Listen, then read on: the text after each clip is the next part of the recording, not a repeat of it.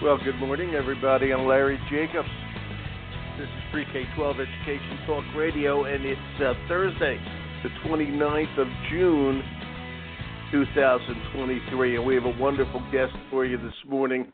We're going to be talking to Dr. KECIA Ray, who is one of the top educational consultants out there. She's also an education evangelist, if I might, but she consults the schools and districts, a former district educator down in administrator, down in Nashville, and really important we get her thoughts. She just was at ISTE, the conference in Philadelphia, and we're going to be talking a lot today about the AI, artificial intelligence, how it's affecting schools. She told me, I wasn't there, but she told me this morning it was a hot topic, to say the least, down there at the International Society for Technology and Education. Okay, so we're going to get KECIA's kind of report, if I may, on artificial intelligence. We're going to focus a lot, if we can, on how it affects safety, for K-12 students. And my good friends at GAGGLE.net, the online safety net, so to speak, for K-12 students, put me in touch with KECIA today. So it's going to be a nice conversation about how this affects student safety and what the word is down at ISTE about AI in general. We'll archive the show over at ace-ed.org. Ace-ed.org is, of course, the home website of our American Consortium for Equity in Education. Check out what we're doing over there. And there's a lot of great stuff, including our Excellence in Equity Awards program, our magazine, Equity and Access, and, of course, every podcast we do is archived. Again, everything's free at ace-ed.org. And without further ado, let me bring on the one, the only, KECIA Ray. Hi, KECIA. Good morning. It's Larry here. Hey, Larry. How are you today? I'm fine. How are you? Are you back? Are you still in Philly? Wonderful. Or I was so sad to know you didn't come to ISTE. I wasn't able to get there. I'm going to make sure it happens in Denver next year. Yeah, so... you always have stuff going on, though. We do. And this time it was a little bit of personal challenges for friends of ours that we had to take good care of this week, so we couldn't get down there. Aww. So what are you going to do? Some things take priority over business, It's that simple. 100%. Are you back? Are you back in Nashville, or are you still in Philly? Yes. I Which got one? back yesterday. The conference Good. ended, and I came right home to my little baby girl. Good for you. And how was the conference? Let's start right there. That's simple. How was ISTE this year? Oh my goodness, it was incredible. The energy. What we realized was the last time we were in Philadelphia, I was the president. Oh wow! So COVID disrupted our cycle, so to speak. Yeah. And so everybody, it was least. wild. Because you know how when you go back into a place, you remember everything so fresh. And people were like, how's your foot? And I'm like, oh, my gosh, that was like so many years ago. But it's fine, It's like the last 5 years didn't happen, How's your foot? Yeah. It's like it was just yesterday. I was like, it's great, It healed 4 years ago. That's funny. I have to ask, how was the crowd? How was the crowd? Was it the same as I was going to say, or? So many people. We had, I think the final count was 17,000. So that was good. That's great. When we were there last, it was 23. So, there's a little bit of we're still coming back, but that's okay. There was a lot of great energy. People, it was like a reunion. Everybody was like really glad to be back. And last time we had an ISTE where there was still a mask and everybody had to show vax and everything. And this was more like normal, So that was amazing. That was really amazing. But kicked off with a great conversation around AI and by Richard. He kind of kicked it off with, when he was here so many years ago, he had talked about AI. And it is something those of us who have been in the space for a really long time have, it's been on the radar. But it feels, like new. And us oldies but goodies are like, it's not really new. It's been around. Well, it's not new. It's not new per se. I mean, because they made the Terminator movies. That was all about AI. 20 years ago. Right. Okay, that's really what they were about. And now that, Yep. not that, because that had a dark ending, okay, that, Right. okay, is now becoming part of, of our world. We have to learn to work with it. All right? And I was talking to somebody the other day, and teachers are a little bit afraid of AI. I don't think the tech people are as afraid of it, but teachers are. And I was talking to somebody a few days ago, and I said it's sort of like autopilot for a major airline's pilot. These people are incredibly well trained. They wouldn't dare fly the plane without them. But when you're in a cockpit, they turn on the switch and the plane flies itself to London. That's basically what it does. Okay? They're watching everything. They're your safeguards. And I think education's got to put it into a perspective that this is an incredible thing. And it's not going to replace a teacher like the autopilot doesn't replace the pilot or the co-pilot for that matter. Okay? It doesn't replace anybody. All right? But it's what makes the darn thing work. All right? And this is where we and I have to say, KECIA, in this day and age with the teacher retention problem and the teacher recruitment, there's not enough people becoming educators. We need an autopilot to help us along to get through this till we can straighten out the situation. What's your thought on that? Yeah, I mean, I say about all technologies that the job of technology is to amplify efficiency in anything. Yeah. And so I think that's what it does for us in education. And I think that we've been using it we've been using it since the 80s in various types of software, right? Yep. And it's just like all technologies, it's iterative. So it's getting better and better and better as we grow through time. And I think the generative AI is something that is, that's what feels new.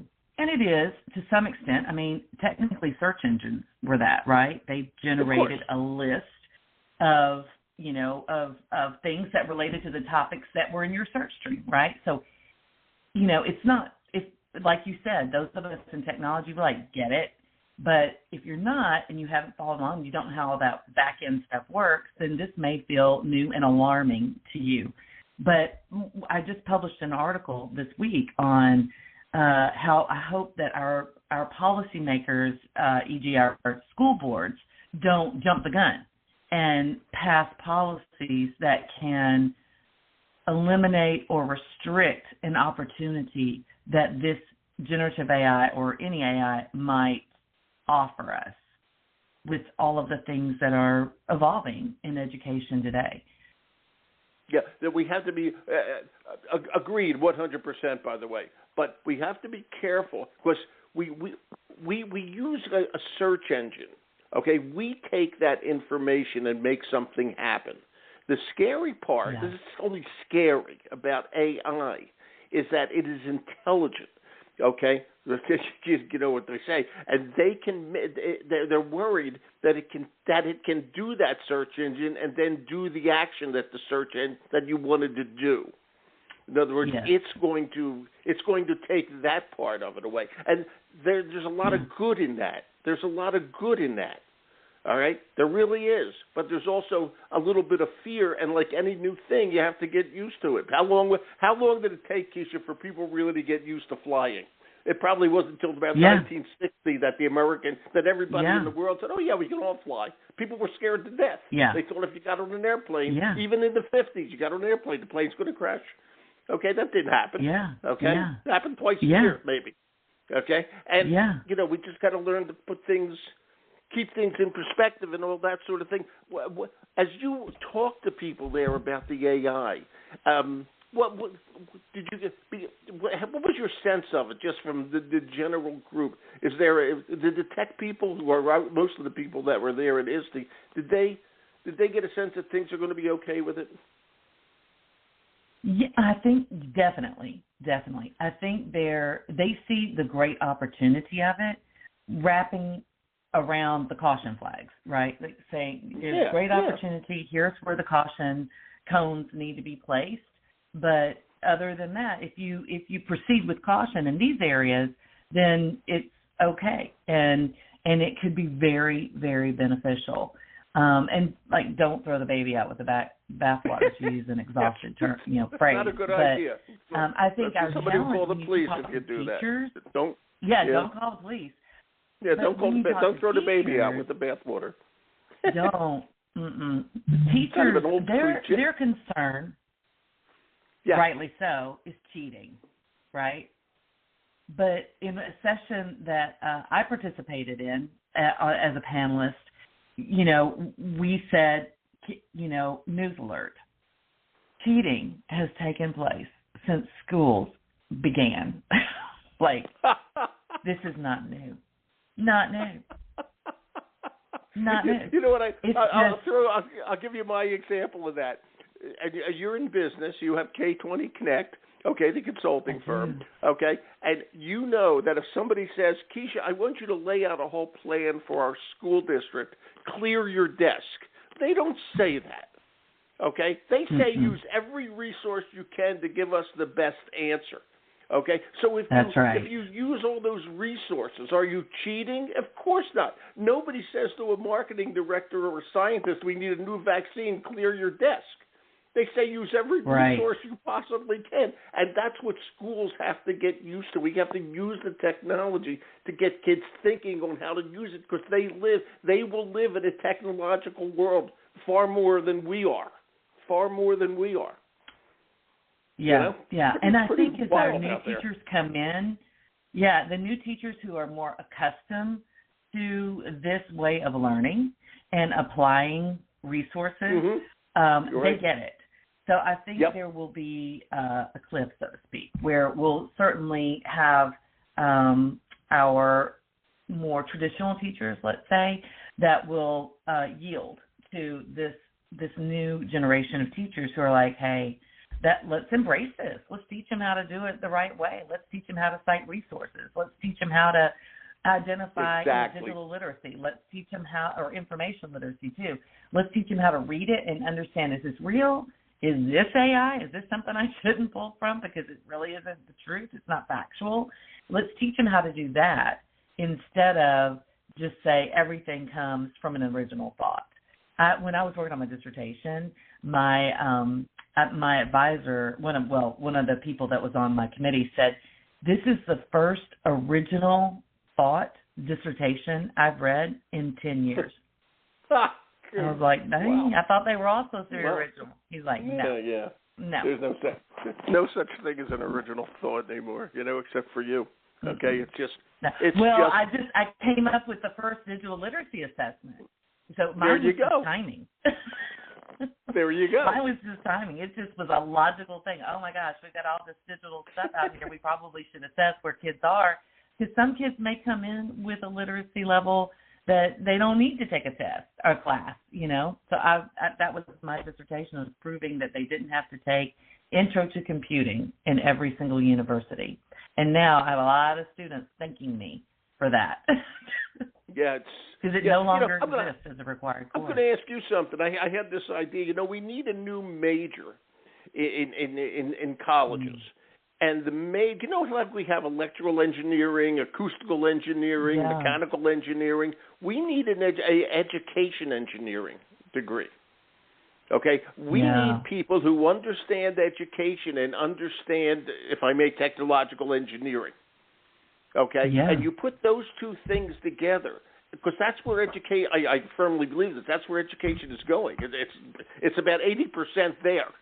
Okay, nobody's investing. Don't invest in chalk anymore. That's my best advice to you financially. Okay, it's just. It's that simple. And we need education. We need people who understand education and people who understand engineering to put it together. And the companies that are out there now, which are great, I know, so many of them are getting involved in the AI, but it's hard because this is new, and believe me, they don't understand it as well as they should. Okay, and it's really interesting stuff. I have to ask you, and I did you see the gang from Gaggle when you were there? I did. I sure did. Okay. I did. And I saw Jeff, and we had great time. Great. I'm sure you did. And they put together our show today, and I wanted to give them some credit for that. Okay. And I want people to understand this. This is good stuff that they're doing. Okay. they have online solutions. You know that for K12 student safety. Okay, and let me just read right off their website here. 95% of their district partner school districts believe GAGGLE identified students, that's 95%, who no one knew were depressed. Okay, now that's pretty amazing right there. And and everybody is concerned. This is amazing. I have friends who are now getting into being grandparents. The grandchildren are born. Okay, and they're saying, I don't know. They're actually saying this to me. I don't know if I would send my grandchild to a public school, what with all the shootings. Okay, and or all the hangings, the suicides, etc. And I tell them, well, the way you're saying that, don't ever let them drive in a car, because it's far more dangerous to drive in a car than it is to go to school. And again, I hate to use the analogy, it's like an airline crash. An airline crash kills a lot of people, okay? But they're not mentioning the other 10,000 flights that day that didn't crash, okay, and the hundreds of thousands that didn't. And my point is, okay, we have to make people feel secure these days about K-12 education. I know school districts work on it. As you talk to Jeff at GAGGLE, what did he talk about with all this? And is he looking at AI on what's going on with that side of it, if I may? Well, I love what GAGGLE does and what they represent. Yeah. And, kind of going back to your friends who are like, oh, I'm not sure. Schools are microcosms of a community, right? Yes. Everyone that attends that school represents members of the community. And when you see hurt and depression and sadness in a school, it's coming from what's in your community. So what GAGGLE's able to do, and let me just connect it to AI, what AI can do is allow kids to fall into a fantasy world. They can create images. They can create worlds. They can create this imaginary place better to them than the real place where they live. Yeah. But they get pulled too far into that, and then they become disconnected from reality. And then when they're in reality, they can't cope with it. They'd much rather be in this fantasy world. So what GAGGLE allows a school to do is basically see what a student is thinking and doing in an online environment. It would be no different than having cameras in a hallway in a class, in a school. It's the same principle, but you can't have cameras online. So GAGGLE is the camera online. They are able to see what students are doing in an environment that you couldn't see. So they can see how many kids are doing, are accessing these kind of fantasy, locations, or building out these kinds of fantasy environments, or texting with things that might not be real, and what are they saying in those chats and stuff. They're able to see that, and then they're able to bring it to the attention of people who are experts in dealing with those students who are struggling with mental challenges. And it could be behavioral. And there's something else, anything. And you said, about the cameras in the hall. Not every school can afford cameras in the hall. And the other thing that they can't afford is enough guidance counselors, enough school psychologists. Right. Well, there's a huge shortage there. It's tremendous. And there's a shortage of teachers, I might add, too. Yeah. A lot of people a lot of districts are forced to hire, and you know this, Kecia, they are forced to hire uncertified people who really had no training in how to teach at all. Right. Okay? And you put these people in front of it. Teaching is more than just, the history of the War of 1812. It's a whole world in and of itself. All right? And we have to, and the people have to be well trained. And because there is such a shortage of qualified people, we need, if I may, welcome to ISTE, all the technological help we can get. All right? It's that simple. And that's why GAGGLE, as I said, they brought you on today, and I can't thank them enough for doing that. You're always welcome here, by the way. I want you to know that. Okay? Anytime you want to come on, you just call let me know. Anytime. But I will. Believe me, I will, because you're such an expert in the field. Okay, and this stuff is so important. I have to ask you this. Let me just segue a little bit. Okay, as you talk to school districts, what are the top things? And you're a consultant to the field. You go K-20, actually probably pre-K-20, if I may. Okay, what's on the school districts' minds these days? What's the first thing they say to you when you come in the door, so to speak? Well, you've already said it. Teacher shortage. Finding that high-quality teacher. We know that the number one best resource we can have to ensure student success is a highly qualified teacher. And they're leaving. Here. In droves. I mean, they're leaving. And they're not necessarily leaving because we don't pay them, although, let me just put a plug in. If you're not paying your teachers right, you need to prioritize and think about that again. But they're leaving because they don't feel supported in the classroom. They don't have enough resources in their classrooms. And they feel like they're having to do and juggle 10,000 things. And they can't do one thing well. So they're cutting and running. And what we're having to replace it with, I mean, some states, Oklahoma, just have to pass a federal background check. You're in.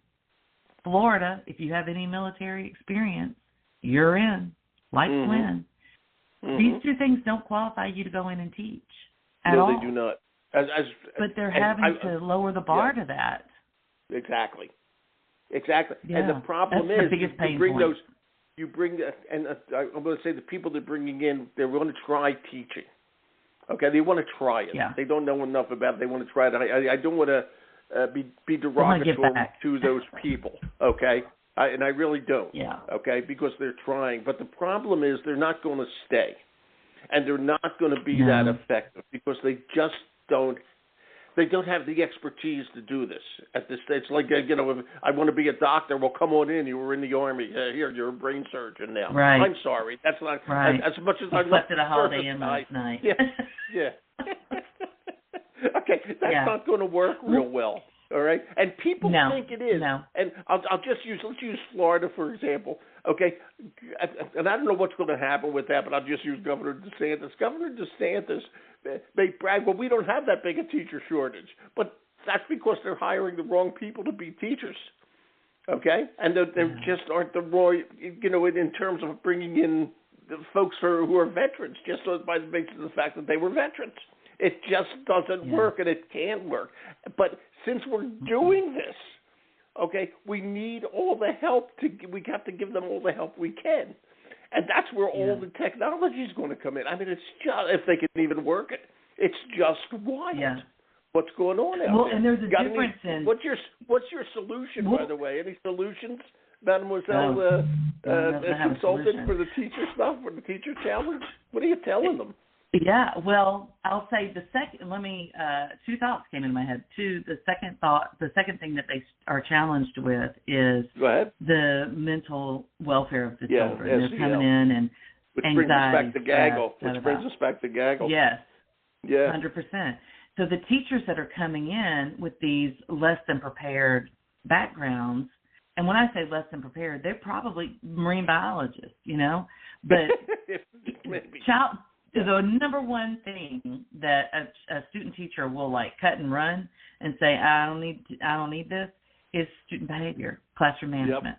So if you don't have that background of classroom management, you're going to be overwhelmed. I don't care how awesome you are in your content area. You have to know how to manage kids. And it's about as easy to manage a group of kids as it is to manage a pack of cats. I mean, you have to have skill. You have to have ability. You have to know how to do it. You have to have a background in it. So I think that when you have access to a resource like GAGGLE, that you can tell kind of what the tenor of the students are just by kind of having just know that this is in the background working on your behalf, amplifying the efficiencies of you being able to understand what your kids are doing in an environment that you can't physically see every day is exponentially helpful. I also think that having people go in as coaches that have that kind of background and helping these less than certified teachers. They may have alt certifications, but that doesn't mean you have kind of the resource library to pull from because you didn't take all the coursework to be prepared. So having a coach that can, a coach that can go in and help the teachers with classroom management is something that I think we used to have them. We let them go, but I think that needs to come back because that is something technology really can't help us with. Right? It's tough out there. Technology can't replace the teacher. Yeah. No, that's my point. It can't replace. It's not going to replace a classroom. That's why we need educational engineers, if I may. Okay? Because they're going to understand it. It's really an interesting situation. I'm just. It's very scary out there right now, and.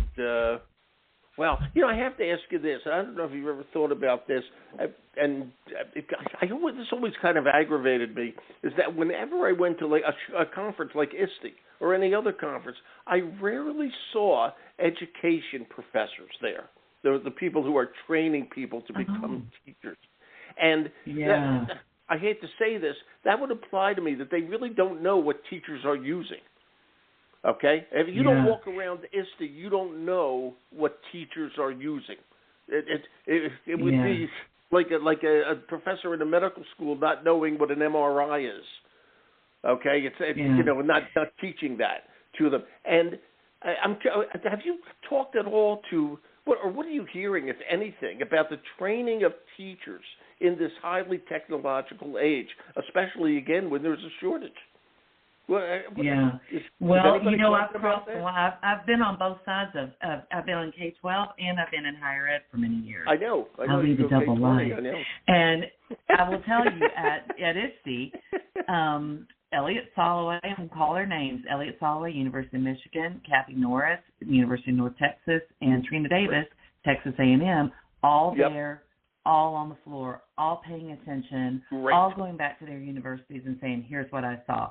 Now, those are 3 universities out of how many that are showing up, and I'm sure there were other universities represented. Of course.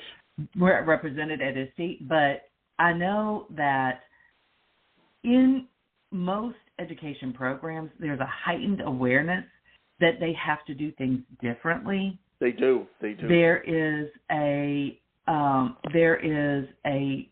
challenge to figuring out what that different is. Right? Some universities, University of Memphis, leans into instructional design, and they offered instructional design programs, which I think is great. University of Wisconsin offers those. Those are great. Those help people who have non-traditional backgrounds learn the art of instruction and what that can look like, especially in an online environment, but definitely anywhere, right? You can apply those principles anywhere. So they're thinking of what it needs to look like. Their challenge is attracting, again, faculty to come in and teach. Getting that high quality, it's like a double whammy, right? Because the people that you're pulling in to teach, if they're awesome, you're pulling them out of a school district, right? You're so great, come teach at the university level. Now that school district's lost a phenomenal teacher. Or they have people, when I was at Vanderbilt, I had people teaching that had taught 2-3 years. They taught K-12 while they were working on their doctorate, and then they whip into their dream, I want to be a university professor position, which is great. But I can assure you, and you can assure me, that 3 years is nothing. It's not even a drop in the bucket. It's not. No. Like there's no water there. It's vapor when you're thinking about the years of teaching. That you have to really become a master teacher. You're not going to do it in 3 years. You're not even going to get vested in 3 years. So we have those folks in higher ed classrooms too that meanwhile have a phenomenal content-rich background, but probably don't have enough on the ground in the classroom experience. And I know some colleges of ed are seeking more folks who have, they're recruiting superintendents. They've taught, a lot of years. They led a lot of years. They have their doctorate.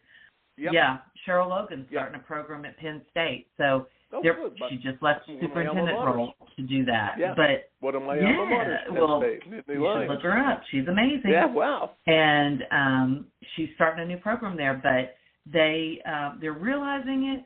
The overall pool is low, right? There's not that much in the pool to pull from when you're talking about recruiting highly qualified faculty too. A lot of faculty, especially my former colleagues at Vanderbilt and Johns Hopkins, are research faculty. So they really want to study what's going on in the classroom and study instruction and publish on what they've seen and what they've learned. And they do a great job at that. But our districts, there's a misstep in how districts adopt that research and apply it in the classroom because they're kind of so busy, like just running and surviving. Gunning. They're trying to keep their heads above water. So somehow we need to do, events that bring together researchers and practitioners to learn from one another. Maybe you and I can come up with that event to learn from one another so that the research that's current and coming out is actually being absorbed by leaders and teachers so that they can go back into the classroom and apply it and not reinvent the wheel and not like tread water and just try to get their head above it. Exactly, and we had that. Actually, that point is very well taken. Right now, a lot of teachers are treading water, and that can be extremely stressful. Okay, and a lot of superintendents are treading water. Okay, and it's brutal out there. Okay, KECIA, this is great. I'm gonna stay in touch because I want you to keep coming on. Okay, and I hope you do. I would love that. It would be great. Your insights are really invaluable, and I love it when you come on because a lot of teachers in the trenches don't know the kind of work that you do. Okay, they don't see you per se, but you're the kind of person that makes education happen. Okay, you work. Aww, thank you. Well, I'm serious, and they just don't know you. All right, and your good colleagues at K20. I mean, they just don't know you, but there's that layer of professional in education like you that really goes out there and tries to get the job done. Okay, so I thank you for that. Yeah. You're terrific. Okay, we'll stay in touch. Thank you. Thank you. Please do. Have a wonderful, wonderful day. You too, okay? And have a good 4th. Have a safe one, okay? Ooh, I will. Yeah, Thank you. Not Thank kind you. of a long weekend. You can squeeze it into a long weekend. We have to just I'm going stay to open cruise, on Monday, but really, let's be honest, so it's all going to work out. KECIA, thanks a million. Thank you. Thank you, sir. Have a wonderful one. You too. Bye-bye. Bye-bye. Okay, everybody, that is the amazing Dr. KECIA Ray. And by the way, her company is at K20Connect.net. I do have it linked on site here for you. Okay, but which is actually interesting. I'll just say this. Our profession is about 80% female, and this is a certified woman-owned network of independent consultants. That's K20 Connect. So you might be interested in just looking at the website, K20Connect.net. And check out, they helped me put the show together, my good friends who are doing a great job out there in pre-K-12, and that's GAGGLE.net. Okay, they're doing important work. And this AI stuff, oh boy, we're going to keep talking about it for a long time. My name is Larry Jacobs. We're going to sign off until after the 4th of July, okay? So I want everybody to have a really good, safe holiday. I'm sure you have nothing else to do, so when the barbecue fires go out, check out what we do at ace-ed.org. I'm Larry Jacobs. Thanks for listening.